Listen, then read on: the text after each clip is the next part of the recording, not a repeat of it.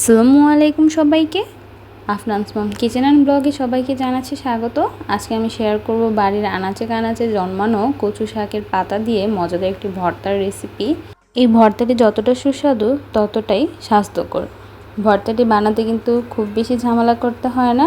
Just কচু পাতাগুলো নিয়ে তারপর খুব ভালো করে চেক করে দেখে নিতে হবে যে কোনো প্রকার পোকামাকড় আছে কি না। তারপর এভাবে ছিঁড়ে ধুয়ে কড়াইতে সরাসরি বসিয়ে দিতে হবে।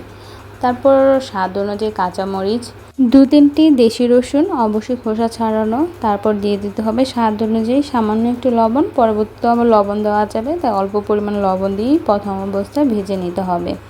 যেহেতু কচু পাতায় পানি আটকায় কম, সেহেতু কিন্তু এ পর্যায়ে কোনো প্রকার পানি ওঠেনি। কচু শাকগুলো যখন একদম শুকনো শুকনো হয়ে আসবে এবং সেদ্ধ হয়ে যাবে, ওই পর্যায়ে কিন্তু দিয়ে দিতে হবে পেঁয়াজ কুচি। এখানে আমি 2টি পেঁয়াজ কুচি দিয়ে তারপর একসাথে সবগুলো উপকরণকে কয়েক মিনিট ভেজে নিয়েছি। একদম পোড়া পোড়া হয়ে গেলে আর নিচে কোনো পানি না থাকলে ওই পর্যায়ে নামিয়ে নিতে হবে। তারপর কিছু শুকনো মরিচ এর মধ্যে টেলে নিচ্ছি। শুকনো এবং কাঁচা মরিচ দিয়ে বানালে ভর্তাটি কিন্তু খেতে অনেক সুস্বাদু হয়। তো শুকনো মরিচ হালকা ভেজে তারপর পাটায় বেটে নিচ্ছি। এরপর বেটে নিচ্ছি ভেজে নেওয়া কাঁচামরিচ, কচু পাতা, রসুন এবং পেঁয়াজ। একসাথে সবগুলো উপকরণ বেটে নিয়ে আবার হাত দিয়ে খুব ভালো করে মিশিয়ে আরও একবার বেটে নেব। বাস হয়ে যাবে মজাদার কচু শাকের ভর্তা।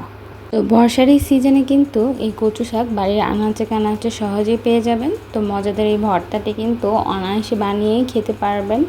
আর এভাবে বানালে কিন্তু গলায় একদম চুলকাবে না। আশা করি এই ভর্তার রেসিপিটি আপনাদের কাছে ভালো লেগেছে। এরকম মজাদার এবং সহজ সহজ রেসিপিগুলো পেতে চাইলে অবশ্যই আমার ভিডিওতে লাইক দিয়ে আমার পাশে থাকবেন। আর রেগুলার আমার রান্না করা মজার মজার খাবার দেখতে চাইলে অবশ্যই আমার চ্যানেলটি সাবস্ক্রাইব করে রাখবেন। সবাই খুব বেশি ভালো থাকবেন। আল্লাহ হাফেজ।